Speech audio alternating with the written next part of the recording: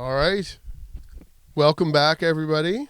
We're back with another episode of Giantstock's Giants Talks.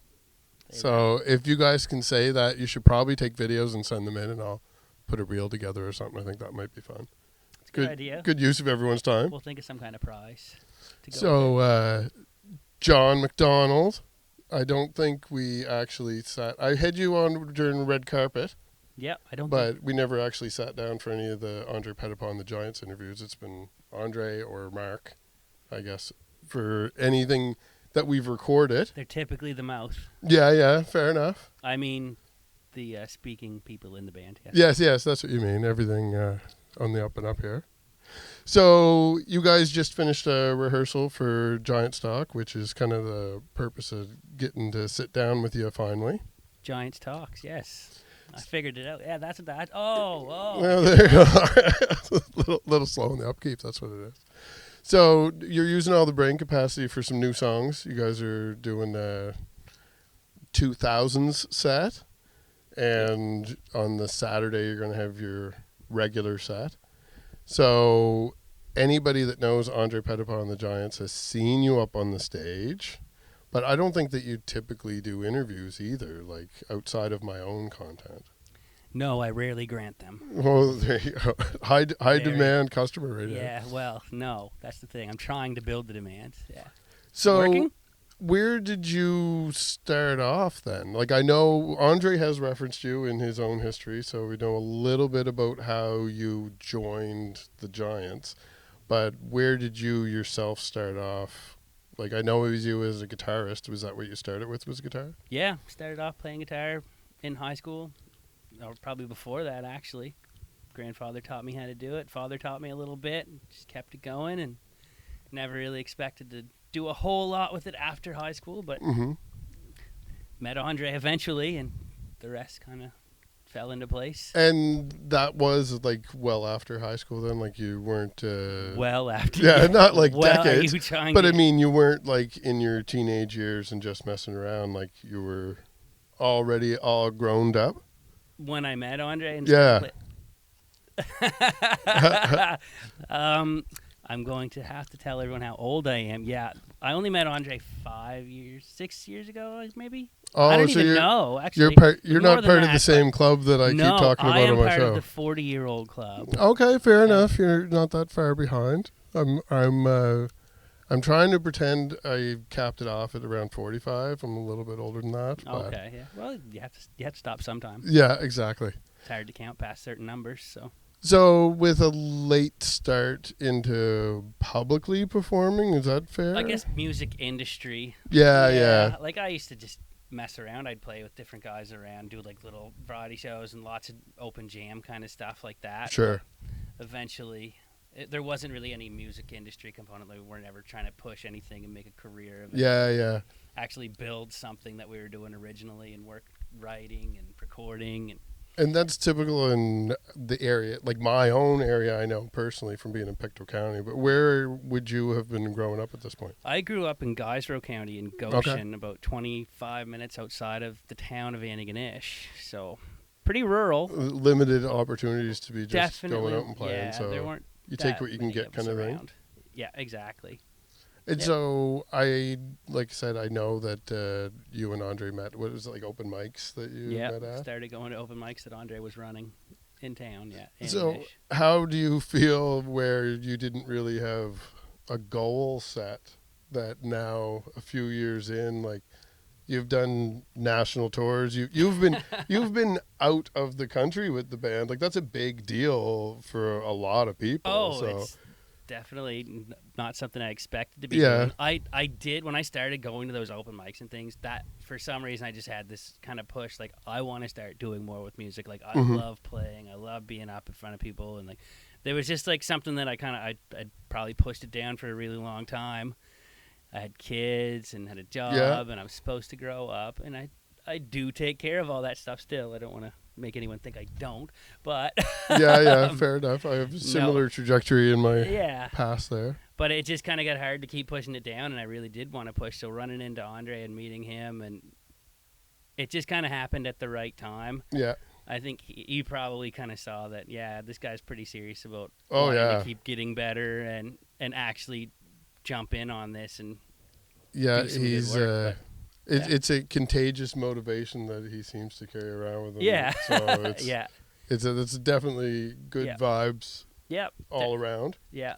Definitely good at weeding out the ones that aren't Yeah. willing to put the work in. So Yeah, for sure. Now, I know from watching you perform with the band, being a fan, you tend to get a little bit more of a spotlight when you do some covers. You do some Oasis on your own. So, do you have any aspirations of doing any of your own recording off to the side, or maybe getting more involved in doing some vocals and some of the main writing of the new album? Maybe. I mean, I don't. It's always like a thought in the back of my mind. Like I'd like to record something on my own. But I mean, I really enjoy just being a guitar player. Yeah. I think it's like being a front man, writing your own songs is one thing. But like having to be the face of something, I don't know if I have that in me. Like it's a lot of energy expelled doing that. Like not just during the show, it's around the show and doing all the work around it. Like. And I have a lot of other things in my life. I don't know if I have the capacity to do that. Fair enough. And I don't know if I have the charisma. There's a certain thing. You see people that do this, they have a certain electricity in their personality. I think, honestly, I probably don't have that. But... Well, now, what about the kind of approach like Travis has taken where he just went off? And I know originally his first single that he put together was kind of motivated with COVID and lockdowns, and Andre was doing something similar, but he's now, it's been a while to be fair, but he's finally got another one that he's going to be releasing too. Yeah. So have you considered just doing like a one-off type thing where we're in a digital age, or is that, you might be like me and don't think that way? I make covers, like full band covers for myself at home, but they're for me. And sometimes like, because sometimes you need a little confidence boost about a certain thing. I might have had to record those things 50 times before I was happy with them. Sure. But I can, once they're done, I can sit back and I listen to it like, okay, I can actually do this. And that's fine for me to know that. I don't have to tell other people.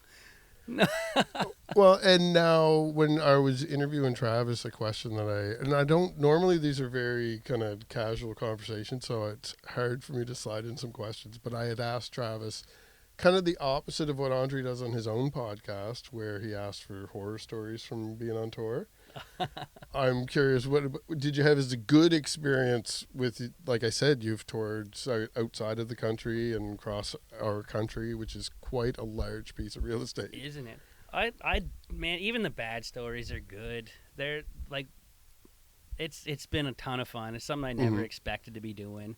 I've been like lucky with the guys where sometimes there'll be smaller market shows that I would just have to like stay out for them and fly out and meet the guys. Once we started hitting like the bigger showcase type of gigs, like the Coca showcase in Vancouver, like the guys drove across the country. Yeah. I flew out and met them in Vancouver and played the bigger shows and then played on the way back and then flew back from Alberta while they had to drive the rest of the way home. Like, I really can't complain about anything. Like, I've been able to keep my home life really well maintained at the same time as being able to tour the country. That's a huge I've never had to be gone accomplishment. for 2 or 3 weeks at a time myself, and I've missed a very minimal amount of gigs, very minimal amount of time with the kids at home, and that is a big deal. Like I said, it's a private thing, but it is a huge accomplishment. So I mean, it definitely gives you a level of satisfaction. It feels pretty good, yeah. So looking forward, like Giantstock's coming up, and I imagine some of the people watching this are either at Giantstock or just came back. So what for the band or for you yourself musically, is there anything that you're looking forward to in the next few months? Oh, well, I mean, Giantstock itself is a massive thing to look forward to. It was so much fun last year. Like, I think it exceeded all of our expectations for the like just the number of people that showed up and came, and on top of that, just how positive an environment it was. It was fun for everyone. I don't think I seen any drama at all for the whole weekend. It was just a nice, lighthearted, stress-free time for almost everybody. Maybe the organizer had a few moments, but nothing major. There was a fairly smooth weekend considering the volume of activities that were happening. Yep. And people wearing multiple hats. So absolutely, yeah. Maybe this year with more people being involved, yep. that'll be lesser. But I think there might be a bigger crowd coming this year already. I think so. We've upped the ante a bit. I mean, a lot of out-of-town bands, touring bands from across the country coming. We have Matt Mays headlining. Everyone huge pull. Knows about Matt Mays and what kind of a show we can put on. So I think that definitely is going to be a bigger crowd, and I think we have a lot more help coming out this year. So I think we'll have the same atmosphere. I don't think with the people that follow us around, and I don't think there's too many problems usually. So. What about daytime activities for Giantstock? Do you have any suggestions? I know some people just sleep. I do. My girlfriend Karen is actually volunteering her services to come out, and she's doing she's a rest rock star. She says she calls herself that, and for good reason. She's a daring to rest facilitator, and she does yoga nidra. So she's going to take everybody down to the beach and run full yoga nidra sessions for everyone to come down to and really enjoy it. It's I think I'm trying to remember now the exact words without saying anything wrong, but it's like a very short session, but it's an equivalent of getting like 3 hours of rest in about a half an hour if you do these things. It has me sold right there because it's a busy weekend. And it's a nice quiet environment. It's a good time to kind of unplug and just really actually recharge yourself.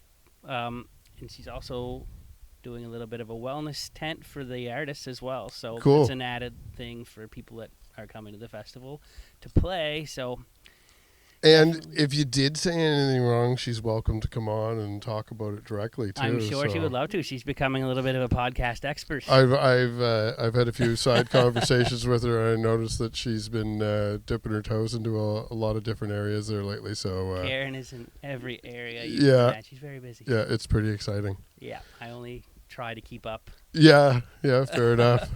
It's nice to each have your own kind of artistic thing to push out with too, so that you can go and do your own thing when you're not together, and then have that private time together later. So amazing. I'm really excited to see that, and I'm excited to see what else you guys are doing this year, because I am so used to seeing you guys that I know so much of your movements and everything now that to have new stuff injected, I know you've been practicing a lot with some new songs, especially the covers for the Sunday night. So I'm excited to see what you guys have new in store for the stage this year. There's always something. I'd have to play dress up on the Sunday for covers night. Yeah. A little bit of emo. Fair enough. I'm liking that. Does that mean we get you singing a little bit too? Well, you have to come and find out. Perfect. That's about all I can say. I love it. So anyone out there watching this, we didn't hit Labor Day weekend yet, go out there and get your advance tickets. If it's Labor Day weekend and you're sitting home watching this, just get in the car and come on out and join all of us. And if it's after the fact, I'm sure Andre found a way to sell tickets in advance by now already. Definitely, yes. Yeah, so just get a hold spend your money and get a hold of these guys, and they'll make sure that you have a good time. Thanks for joining us. Thanks again, John, and we'll talk to you very soon. Indeed. Bye. Thank you.